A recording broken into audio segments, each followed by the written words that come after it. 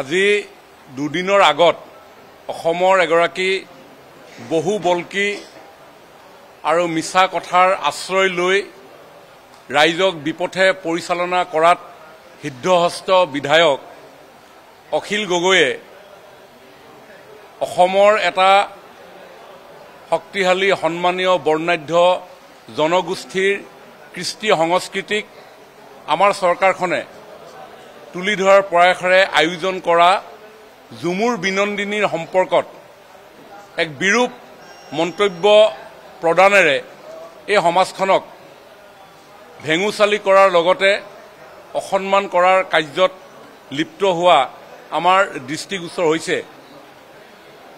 সাংস্কৃতিক বিভাগৰ দায়িত্বপ্ৰাপ্ত মন্ত্ৰী হিচাপে অসমৰ আৰ্থ-সামাজিক দিশৰ পৰা আৰম্ভ কৰি 200 বছৰীয়া ইতিহাসৰ লগত জড়িত হৈ থকা এই সমাজখনৰ সংস্কৃতিক মাননীয় মুখ্যমন্ত্ৰী ডাঙৰীয়াৰ যি চিন্তাৰ পৰিকল্পনা সেই পৰিকল্পনাক বাস্তৱায়িত কৰিবৰ কাৰণে আমি প্ৰয়াস কৰিছিলোঁ আৰু সেয়েহে অসমৰ সৰ্বস্তৰৰ সকলো অঞ্চলত বসবাস কৰা চাহ জনগোষ্ঠী আদিবাসী সমাজৰ সন্তান সন্ততিসকলক লৈ এই ঝুমুৰ বিনন্দিনীৰ আমি পৰিকল্পনা কৰিছিলোঁ। প্ৰায় 8000 শিল্পীৰ সমাৱেশেৰে এই সুন্দৰ অনুষ্ঠান আমি সফলভাৱে ৰূপায়ণ কৰি সমগ্ৰ বিশ্বতে এই নান্দনিক দৃশ্য উপস্থাপন কৰাৰ জৰিয়তে আমি এই সমাজখনক পৰিচয় কৰাই দিবৰ কাৰণে সক্ষম হৈছিলোঁ যশস্বী প্ৰধানমন্ত্ৰী নৰেন্দ্ৰ মোদী ডাঙৰীয়াৰ বৰ্ণাঢ্য অংশগ্ৰহণৰ জৰিয়তে।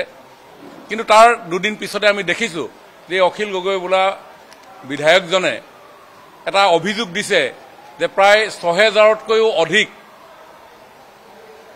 বিশেষভাৱে মহিলা শিল্পীয়ে মেট্ৰিক পৰীক্ষা অৱতীৰ্ণ নোহোৱাকৈ এই ঝুমুৰ বিনন্দিনীত অংশগ্ৰহণ কৰিলে। তাৰ জৰিয়তে তেওঁ এইটো প্ৰকাশ কৰিব বিচাৰিছে যে চৰকাৰখনৰ কোনো দায় দায়িত্ব নাই, সম্পূৰ্ণ দায় দায়িত্ব লৈ আমি এই কাম কৰিছিলোঁ। কিন্তু অখিল গগৈ ডাঙৰীয়াই অসমৰ জনসাধাৰণক তেওঁৰ স্বভাৱবিদ্ধ যি মিছা কথাৰ জৰিয়তে প্ৰভাৱিত কৰিবৰ কাৰণে সদায় প্ৰয়াস চলাই আহে। তেওঁ কিছু কথা কোৱাৰ আগত তথ্যসমূহ লৈ ল'লে ভাল।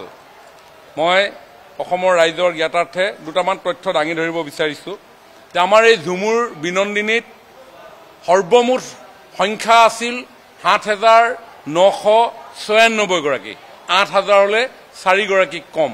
তাত পুৰুষ শিল্পী মহিলা শিল্পী উভয়ে আছিল। আমি যদি বয়সৰ হিচাপেৰে চাওঁ, আমাৰ বয়স 15 বছৰীয়া মহিলা শিল্পী আছিল ফিমেল 236 আৰু মেল আছিল 27। তাৰমানে 263 গৰাকী আছিলে 15 বছৰীয়া শিল্পী। 16 বছৰীয়া শিল্পী আছিল 395, মহিলা আছিল 353 আৰু পুৰুষ আছিল 42। 17 বছৰীয়া শিল্পী আছিল 409, ফিমেল আছিল 350, মেল আছিল 59। 18 বছৰীয়া আছিল টোটেল 490, ফিমেল 418 আৰু মেল 72। আৰু 19 years and above up to 35 years 19 বছৰৰ পৰা 35 বছৰৰ শিল্পীৰ সংখ্যা আছিল 6072 গৰাকী আৰু মাষ্টাৰ ট্ৰেইনাৰ আছিল 367। এতিয়া আমি এগৰাকী ছাত্ৰীয়ে কিমান বয়সত মেট্ৰিক পৰীক্ষা দিয়ে আমি সকলোৱে জানো। যদি 15 বছৰ বয়সত মেট্ৰিক পৰীক্ষাত অৱতীৰ্ণ হয় তেতিয়াহ'লে আমাৰ সেই ছাত্ৰীগৰাকী তেনেকুৱা ছাত্ৰী মেট্ৰিক দিব পৰা ছাত্ৰীৰ সংখ্যা আছিল 236। এতিয়া সকলো 15 বছৰীয়া ছাত্ৰীয়ে মেট্ৰিক দিছে নে নাই দিয়া সেই কথাটো আৰু আমি পৰীক্ষা কৰিলে গম পাম। কিন্তু অখিল গগৈ ডাঙৰীয়াই কৈছে কিমান 6000তকৈ অধিক মেট্ৰিকত অৱতীৰ্ণ হ'বলগীয়া পৰীক্ষাৰ্থীয়ে পৰীক্ষা নিদি ঝুমুৰত অংশগ্ৰহণ কৰিছে। আচলতে সেইটো কথা একেবাৰে মিছা কথা, কাৰণ 19 বছৰৰ পৰা 35 বছৰৰ সংখ্যাই আছিল 6072 গৰাকী, কাৰণ 19 বছৰলৈ আৰু মেট্ৰিক দিবলৈ নাথাকে। গতিকে অখিল গগৈ ডাঙৰীয়াই এই সমাজখনে ইমান উৎসাহেৰে যি সংস্কৃতিক তুলি ধৰাৰ কাৰণে অংশগ্ৰহণ কৰিলে, সকলোৰে মন সকলোৰে চিত্ত প্ৰফুল্লিত হৈ আছে। তেওঁলোকে ভবাৰ ধৰণে ইমান দিনে মৰ্যাদা নোপোৱা কাম এটা আমাৰ চৰকাৰখনে কৰাৰ প্ৰয়াস কৰিলে, যাৰ জৰিয়তে এই বিনন্দিনীৰ ৰূপ সমগ্ৰ বিশ্বই আজি দেখিবলৈ সক্ষম হ'ল। এই কথাত তেওঁ ৰাজনীতি কৰিব বিচাৰিছে, এই সমাজখনক তুচ্ছ তাচ্ছিল্য কৰিব বিচাৰিছে, যেন তেওঁ এইটো ক'ব বিচাৰিছে যে এই সমাজখনে পঢ়া শুনাৰ পৰা আঁতৰি নৃত্য গীতত মছগুল হৈ থাকে। কিন্তু এই নৃত্য কৰিবলৈ ডক্তৰ শিল্পী আহিছে, এই নৃত্যত ইঞ্জিনিয়াৰ ছাত্ৰীসকলে অংশগ্ৰহণ কৰিছে, এই নৃত্যত LLB পঢ়ি থকা ছাত্ৰীসকলে অংশগ্ৰহণ কৰিছে, LLM পঢ়ি থকা ছাত্ৰীসকলে অংশগ্ৰহণ কৰিছে, পোষ্ট গ্ৰেজুৱেট গ্ৰেজুৱেট কৰ্চত পঢ়ি থকা ছাত্ৰীসকলে অংশগ্ৰহণ কৰিছে। গতিকে অখিল গগৈ ডাঙৰীয়াক মই তেখেতক বেলেগকৈ নকওঁ, তেওঁক এইটো কথাই মই ক'ব বিচাৰোঁ যে যিকোনো কথা এটা তথ্যৰ ওপৰত ভিত্তি কৰি ক'লে তেওঁৰ নিজৰ ৰাজনীতিও গঠনমূলক হয়, মানুহৰ ওচৰত গ্ৰহণযোগ্যতাও থাকে। অন্যথা সেই 1,80,00,000 হিন্দু বাংলাদেশী আহিব বুলি মানুহক যেনেধৰণে বিভ্ৰান্তি কৰি উন্নয়নৰ গতি স্থবিৰ কৰাৰ পিছত এতিয়া জনসাধাৰণে তেওঁলোকক বিশ্বাসত নোলোৱা এটা পৰিৱেশ হৈছে, সেই পৰিৱেশলৈকে তেওঁলোক আকৌ ঘূৰি যাব লাগিব। গতিকে তেওঁ কোৱাৰ এই যি কথা, এই কথাৰ ওপৰত আমি সকলো বিধায়ক সঞ্জয় কিষাণ ডাঙৰীয়া, তেৰজ গোৱালা ডাঙৰীয়া, কৃষ্ণকান্ত কুৰ্মী ডাঙৰীয়া, ৰূপজ্যোতি কুৰ্মী ডাঙৰীয়া, আমি সকলোৱে মিলি চৰকাৰৰ হৈ এই ভাষ্য আগবঢ়ালোঁ।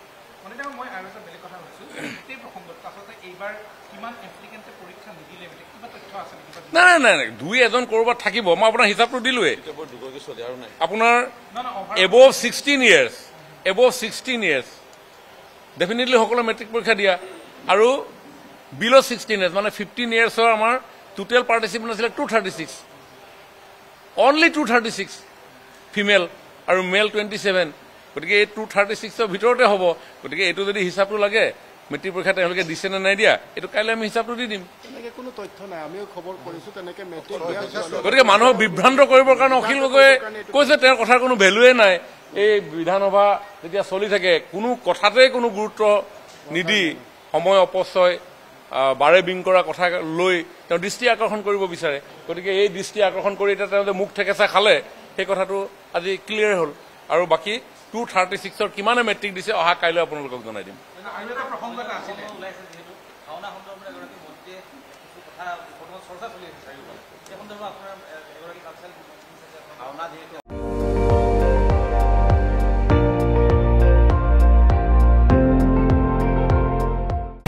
আপুনি চাই আছে ND24, সৰ্বশ্ৰেষ্ঠ নহয় সৰ্বোত্তমৰ দৌৰ।